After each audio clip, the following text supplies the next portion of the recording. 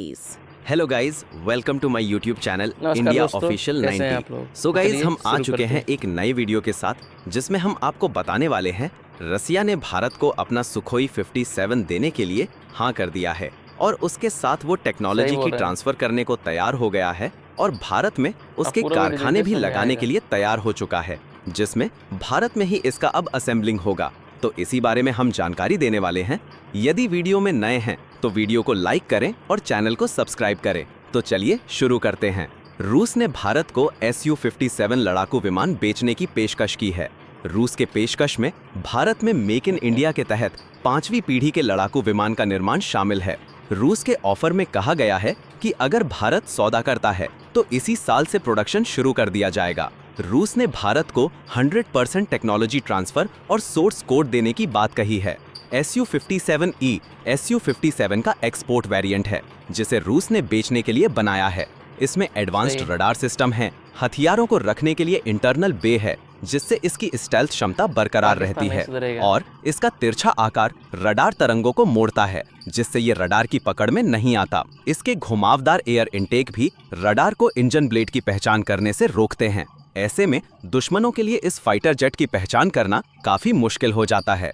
इसके अलावा भारत के पास चूंकि पहले से ही S-400 एयर डिफेंस सिस्टम है और भारत में पहले से ही Su-30MKI का प्रोडक्शन होता है, इसलिए रूस का कहना है कि उसी प्रोडक्शन यूनिट में Su-57 का निर्माण सही भी बोल रहे हैं। शुरू हो जाएगा और S-400 के साथ इंटीग्रेशन भी पूरा आसान वीडियो होगा। देखिए, समझ कई आएगा। डिफेंस एक्सपर्ट्स का मानना है कि चीन और पाकिस्तान के 5वीं पीढ़ी के लड़ाकू विमान के खतरे को देखते हुए भारत को भी अपनी स्टेल्थ क्षमता बढ़ाने पर ध्यान देनी चाहिए। और चूंकि भारत के पास अमेरिकी F-35 और रूसी Su-57 के ही विकल्प हैं, इसलिए रूस पर भरोसा करना अच्छा फैसला होगा।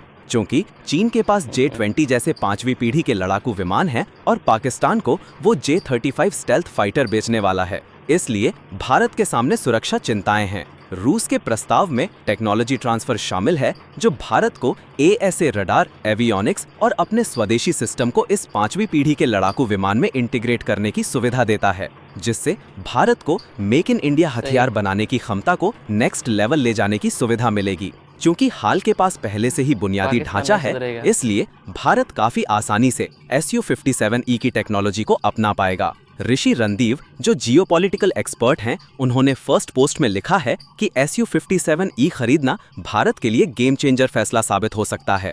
भारत के लिए रूस की पेशकश 3 डायमेंशनल है, यानी रूस भारत में Su-57E का स्थानीय उत्पादन शुरू करेगा, एडवांस्ड टेक्नोलॉजी के साथ Su-30MKI लड़ाकू विमानों को एडवांस करेगा, भारत को अपने बोल खुद रहे के 5वीं पीढ़ी के एडवांस्ड मीडियम कॉम्बैट एयरक्राफ्ट आप पूरा यानी वीडियो देखिए, समझ में AMCA आएगा। कार्यक्रम में सहायता करेगा। इसके अलावा रूस ने भारत को Su-57 के सॉफ्टवेयर सिस्टम यानी सोर्स कोड तक पहुंच देने की भी पेशकश की है, जिसे गेम चेंजर माना जाता है, क्योंकि ऐसी टेक्नोलॉजी शायद ही कभी दी जाती है। अमेरिका या फ्रांस जैसे देश अपने लड़ाकू विमानों की बिक्री के दौरान ऐसी पहुंच की अनुमति नहीं देते हैं। सोर्स कोड तक पहुंच रूस के प्रस्ताव के प्रति खुलेपन को दर्शाती है और भारत को ज्यादा कंट्रोल देती है। फ्रांस ने राफेल के लिए भारत को सोर्स कोड देने से करीब करीब इनकार कर दिया है, जिससे भारत के लिए अब राफेल को घरेलू हथियारों के साथ इंटीग्रेट करना मुश्किल हो रहा है।